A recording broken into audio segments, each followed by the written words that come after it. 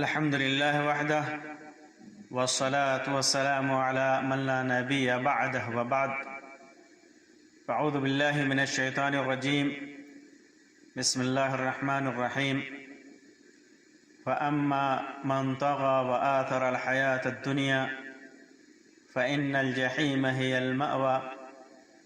وأما من خاف مقام ربه ونهى النفس عن الهوى فإن الجنة هي المأوى. محترم سامعین و ناظرین، ہر انسان کے پاس اللہ تبارک و تعالی نے ایک دل رکھا ہے. اس دل کے اندر کچھ آرزویں ہوتی ہیں، کچھ تمنائیں ہوتی ہیں، خواہشات ہوتی ہیں. خواہشات دونوں طرح کی ہوتی ہیں، یا تو خواہشات اچھی ہوں یا بری ہوں. اگر خواہشات اچھی ہیں، نیک خواہشات ہیں، چاہتے نیک ہیں، اللہ کے حکم کے خلاف نہیں ہے، اللہ کی نازل کردہ شریعت کے احکام کے دائرے میں ہے، انسانیت اور مخلوقات الہی کی خدمت اور ان کے فائدے کے لیے ہیں، تو یہ چیز انسان کے لیے سعادت، کامیابی اور کامرانی کا سبب ہے. لیکن وہیں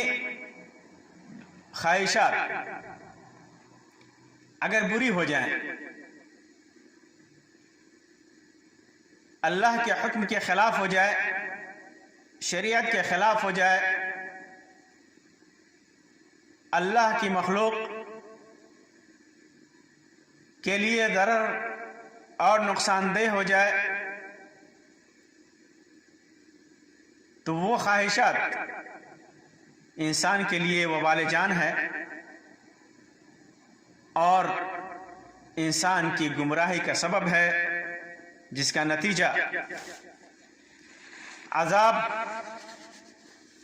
اور عقاب تک ہو سکتا ہے. اسی وجہ سے خواہشات کے سلسلے میں، بری خواہشات کے سلسلے میں اللہ تبارک و تعالیٰ نے بہت ساری آیتیں نازل کی ہیں، اور خواہشات کی اس طرح کی غلامی کی مذمت کی ہے. اللہ تعالیٰ فرماتا ہے: ارأیت من اتخذ الہہ ہواہ افانت تکون علیہ وکیلا. کیا تم نے اس شخص کو دیکھا جس نے اپنی خواہشات کو اپنا الہ اور اپنا معبود بنا رکھا ہے، خواہشات کی پیروی کرتا ہے، خواہشات کی پوجا کرتا ہے. افانت تکون علیہ وکیلا، کیا آپ اس کا ذمہ دار ہو سکتے ہیں؟ کیا تو اس کا ذمہ دار ہو سکتا ہے؟ نیز اللہ تعالیٰ فرماتا ہے: افرأیت من اتخذ الہہ ہواہ وأضلہ اللہ علی علم وختم علی سمعہ وقلبہ وجعل علی بصرہ غشاوہ فمن یہدیہ من بعد اللہ افلا تذکرون. بھلا آپ نے اس کو بھی دیکھا جو اپنی خواہش کا بندہ بن گیا، اپنی خواہش کا غلام بن گیا، اور اللہ نے باوجود سمجھ کے اسے گمراہ کر دیا. اسے علم تھا، سمجھ اور بوجھ تھی، پھر بھی اللہ تبارک و تعالیٰ نے اسے گمراہ کر دیا اور اس کے کان اور دل پر مہر کر دی اور اس کی آنکھوں پر پردہ ڈال دیا. پھر اللہ کے بعد اسے کون ہدایت کر سکتا ہے؟ افلا تذکرون، تم سمجھتے کیوں نہیں؟ जिसने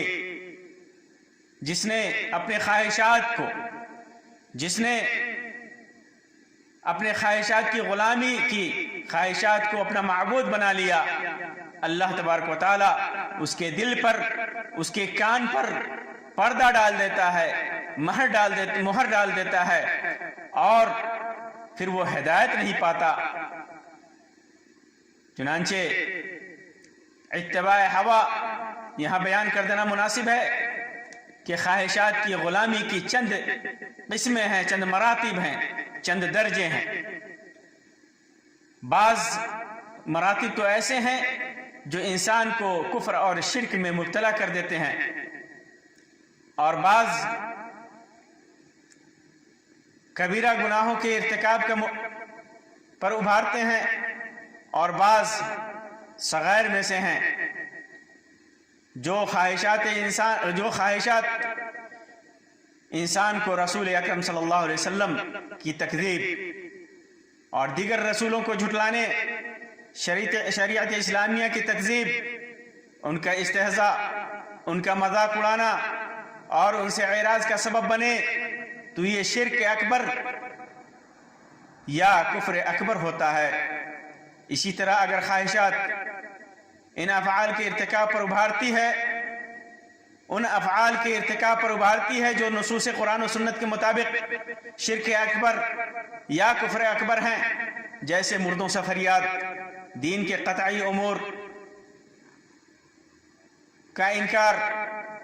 नमाज का छोड़ना, ज़िना और शराब को हलाल समझना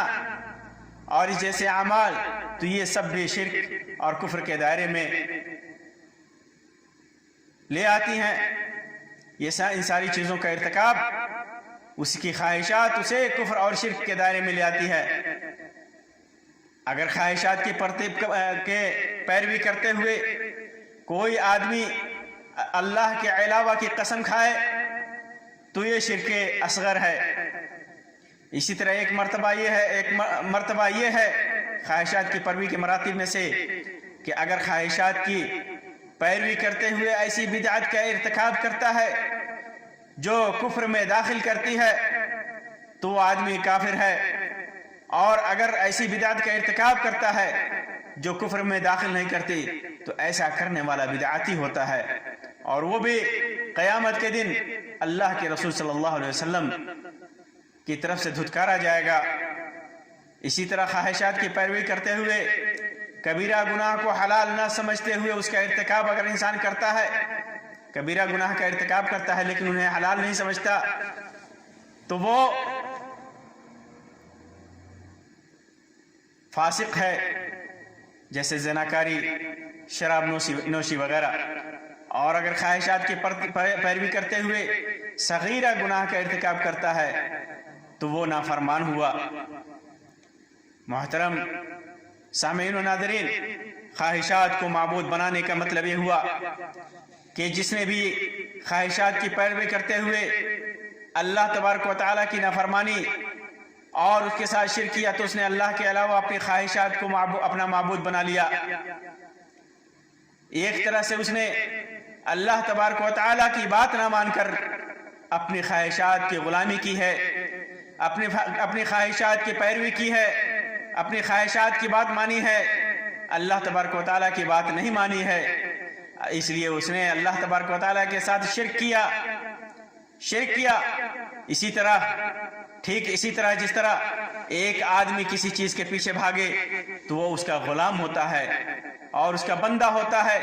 दुनिया की तरफ भागे तो दुनिया का गुलाम कहा जाता है, दुनिया की तरफ भागे तो दुनिया का बंदा कहा जाता है। जैसा कि हदीस में अल्लाह के रसूल सल्लल्लाहु अलैहि वसल्लम ने इरशाद फरमाया, इमाम बुखारी ने इसको रवायत किया है, ताइस अब्दुद दीनार वद्दिरहम वल्क़तीफ़त वल्ख़मीसा इन उअतिया रादिया व इन लम युअता लम यरदा। पैसों का गुलाम, रुपये का बंदा, दीनार का गुलाम, अशरफी का गुलाम और कंबल का बंदा, ओढ़ने और बिछौने का बंदा तबाह हुआ, बर्बाद हुआ, हलाक हुआ। अगर उसको कुछ दिया जाए, वो चीजें जिसकी ख्वाहिश करता है, اور اسے مل جائے تو وہ خوش، جب نہ دیا جائے تو غصے میں آ جاتا ہے۔ وَإِن لَمْ يُعْطَ لَمْ يَرْضَى، اور اگر اسے کوئی چیز نہ دی جائے اس کی خواہشات کے مطابق تو وہ ناراض ہو جاتا ہے، غصے میں ہو جاتا ہے۔ ایسا شخص تباہ ہوا، اس کو کانٹا لگے تو اللہ کرے کہ اس کے کانٹا پھر نہ نکلے۔ اسی طرح خواہشات کی پیروی کرنے والے کے ساتھ ایک بہت بڑی برائی یہ ہے کہ اس کی خواہش کسی ایک چیز پر نہیں ٹکتی، بلکہ جس چیز کو اس چیز سے بہتر سمجھتا ہے تو اس کا غلام ہو جاتا ہے۔ پہلی خواہش کا جو غلام تھا اس کی غلامی سے آزاد ہو جاتا ہے، اور اس سے اچھی چیز اسے نظر آ جاتی ہے تو اس کا غلام ہو جاتا ہے۔ امام ابن کثیر رحمۃ اللہ علیہ نے اپنی تفسیر کے اندر عبداللہ ابن عباس رضی اللہ عنہ کا قول نقل کیا ہے، فرماتے ہیں کہ جاہلیت میں آدمی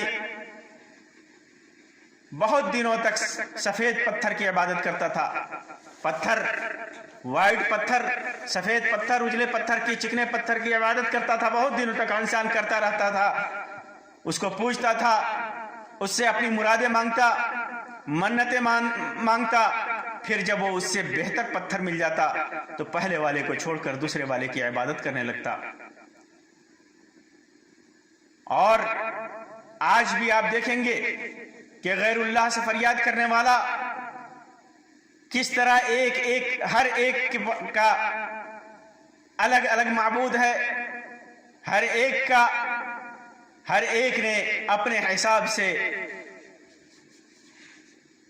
اپنے آستانے بنا رکھے ہیں۔ ہر قوم کا الگ آستانہ ہے، ہر ملک کا الگ آستانہ ہے، ہر بدعتی کا الگ آستانہ ہے، ہر مشرک کا الگ آستانہ ہے۔ کوئی مشرک نبی کو پوجتا ہے، کوئی مشرک پتھر کو پوجتا ہے، کوئی مشرک درختوں کو پوجتا ہے، کوئی مشرک مردوں کو پوجتا ہے، کوئی ولیوں کو پکارتا ہے، کوئی نبیوں کے خود سے فریاد رسی کرتا ہے، کوئی جنوں سے مانگتا ہے، کوئی مردوں سے مانگتا ہے، کوئی فرشتوں سے مانگتا ہے۔ جو دیکھو ہر ایک اپنی اینٹ الگ لگائے ہوا ہے، ہر ایک کا اپنا معبود ہے۔ دیکھیے کس طرح خواہشات نے انسان کی معبود کو تقسیم کر رکھا ہے، جبکہ اصل معبود اس کی خواہش ہے، نفس ہے، اس کی چاہت ہے، اس کی بری چاہت ہے، اور اس بری چاہت نے خود تو اپنا غلام بنا رکھا ہے اور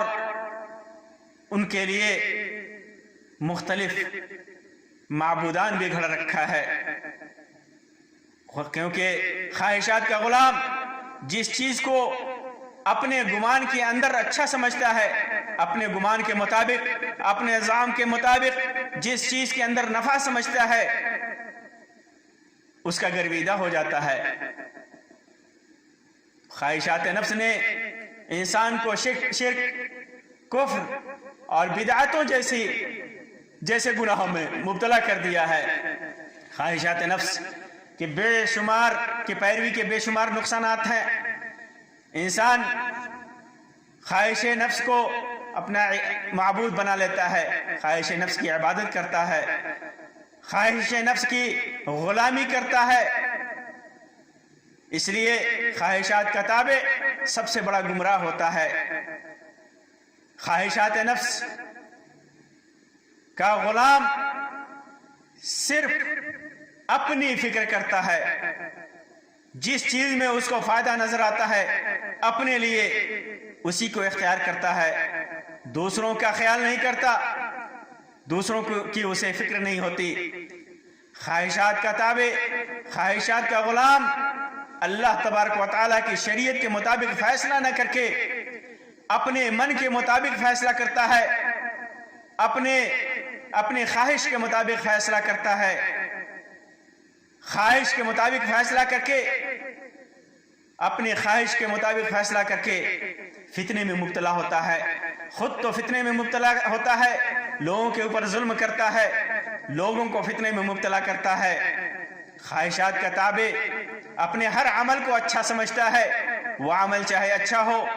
یا برا ہو اسے اچھا سمجھتا ہے، وہ عمل اسے خوشنما معلوم ہوتا ہے۔ خواہشات کا تابع اپنی سمجھ، اپنے فکر، اپنے وہم اور اپنے گمان کا مرید ہوتا ہے، اس کا تابع ہوتا ہے۔ اللہ کی ہدایت کو چھوڑ کر خواہشات کا تابع اللہ کی پکڑ سے کبھی نہیں بچ سکتا، اس لیے وہ گمراہ ہوتا ہے، اور گمراہ ہونے کے بعد قیامت کے دن اس کی سزا بھی بہت بڑی ہوگی۔ خواہشات کے تابع کے اندر ظلم کی صفت پیدا ہوتی ہے، وہ ظلم کرنے لگتا ہے اپنی خواہشات کے مطابق۔ خواہشات کا غلام دنیا طلبی میں حد سے گزر جاتا ہے، کوئی چیز حرام طریقے سے آئے حلال طریقے سے آئے اسے فکر نہیں ہوتی۔ چنانچہ آپ دیکھیں گے خواہشات کا تابع دنیا کا غلام جوا، حرام چیزوں کے تجارت اور سود خوری وغیرہ سے کس طرح دنیا طلب کرتا ہے، کس طرح دنیا کے پیچھے بھاگتا ہے، کس طرح وہ آخرت سے غافل ہو جاتا ہے، فکر آخرت سے غافل ہو جاتا ہے، فکر آخرت کو چھوڑ بیٹھتا ہے، خود گمراہ ہوتا ہے اور دوسروں کو بھی گمراہ کرتا ہے۔ اگر خواہشات نفس کا تابع، خواہشات نفس کا غلام اپنی خواہشات کے پیچھے بھاگنا نہ چھوڑے تو ہدایت سے بھی محروم ہوتا ہے، ہدایت سے محروم ہوتا ہے۔ خواہشات کا تابع آیات قرآنیہ کو جھٹلاتا ہے، خواہشات کا تابع احادیث نبویہ کا انکار کرتا ہے، خواہشات کا تابع شریعت کے احکام کا منکر ہوتا ہے، جب بھی اس کی خواہش کرتی ہے شریعت کے احکام کا انکار کر بیٹھتا ہے، اس کے اندر ان احکام کے اندر، شریعت کے نصوص کے اندر من مانی تعویلیں کرتا ہے، اللہ کے رسول صلی اللہ علیہ وسلم کی تعویل کی احادیث کی تعویل کر کے اپنے نفس اور خواہش کے مطابق بناتا ہے، اپنے فکر کے مطابق بناتا ہے، اپنی سوچ کے مطابق بناتا ہے، اپنے عمل کے مطابق بنانے کی کوشش کرتا ہے، اپنے امام کے فکر اور رائے کے مطابق قرآن اور حدیث کے نصوص کو بنانے کی کوشش کرتا ہے۔ جب انسان اپنی خواہشات کا تابع ہو جاتا ہے، اپنی خواہشات کا غلام ہو جاتا ہے، تو قرآن و حدیث کے نصوص میں بھی خرد برد کرنے سے، ان کے اندر غلط تعویل کرنے سے باز نہیں آتا۔ کبھی وہ قرآن و حدیث کے اندر تعویل کرتا ہے، کبھی کسی صحابی کے اوپر عیب لگاتا ہے، کسی صحابی کو طعن کرتا ہے، کسی صحابی کو گالی دیتا ہے، کسی صحابی اور کسی محدث کے مقام اور مرتبے کو گرانے کی کوشش کرتا ہے۔ یہ سب خواہشات کی تابعداری اور خواہشات کی غلامی اور خواہشات کی عبادت کا نتیجہ ہے کہ وہ اس حد تک گر جاتا ہے۔ آج دنیا میں جتنے بھی گمراہ عقائد، جتنے بھی گمراہ افکار آپ کو نظر آئیں گے، جتنے بھی گمراہ فرقے نظر آئیں گے، سب کو دیکھیے، سب نے اپنی خواہشات کی غلامی کی ہے، اپنے افکار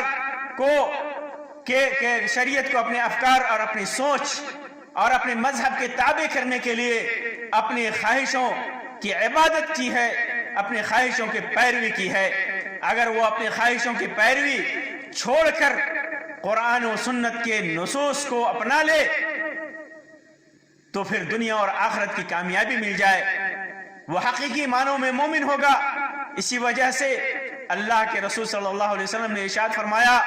لا يؤمن احدكم حتى يكون هواه تبعا لما جئت به۔ امام بغوی نے شرح سنہ کے اندر صحیح سند سے روایت کیا کہ تم میں سے کوئی آدمی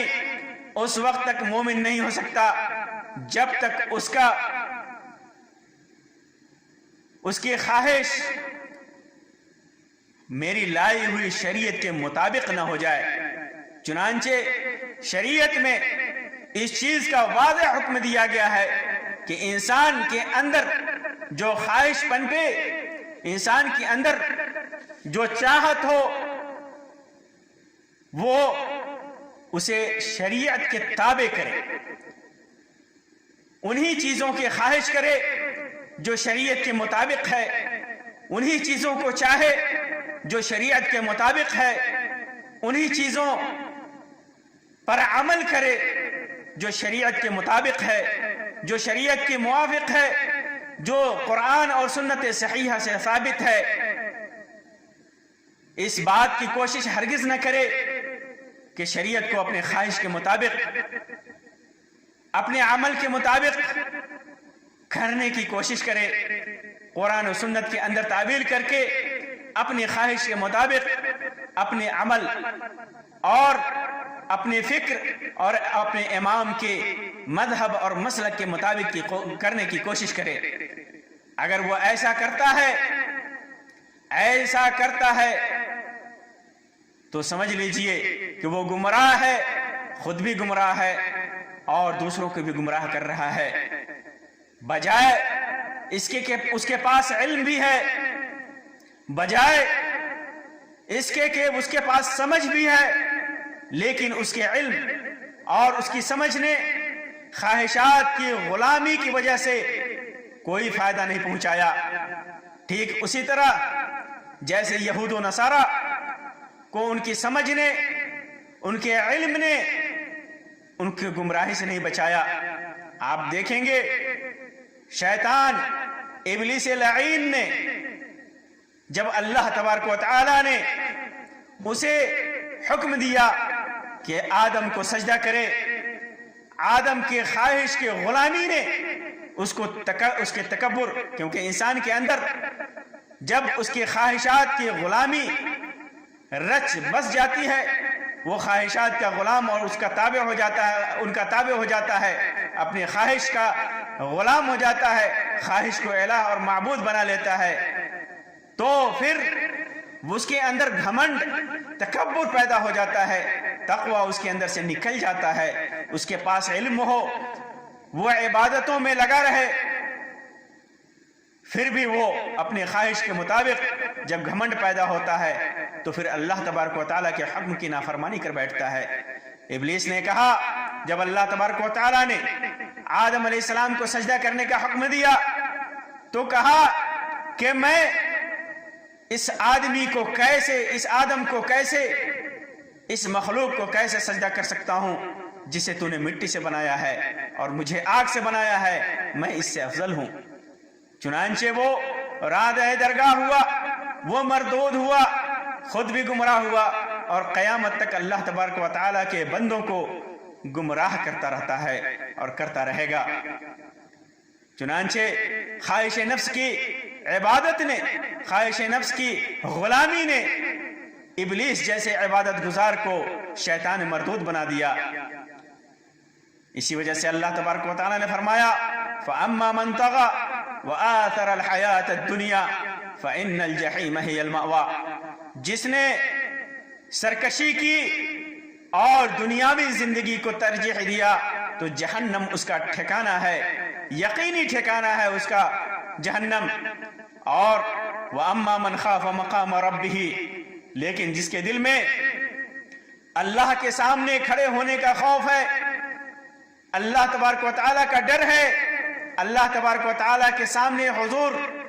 اور پیشی کا ڈر ہے، وَنَهَى النَّفْسَ عَنِ الْهَوَىٰ، اور اپنے نفس کو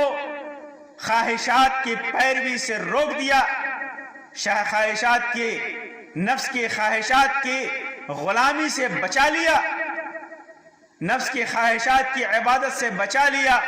تو فَإِنَّ الْجَنَّةَ هِيَ الْمَأْوَىٰ، تو اس کا ٹھکانہ یقینی جنت ہے۔ چنانچہ انسان کے اندر جب تقوی پیدا ہو جائے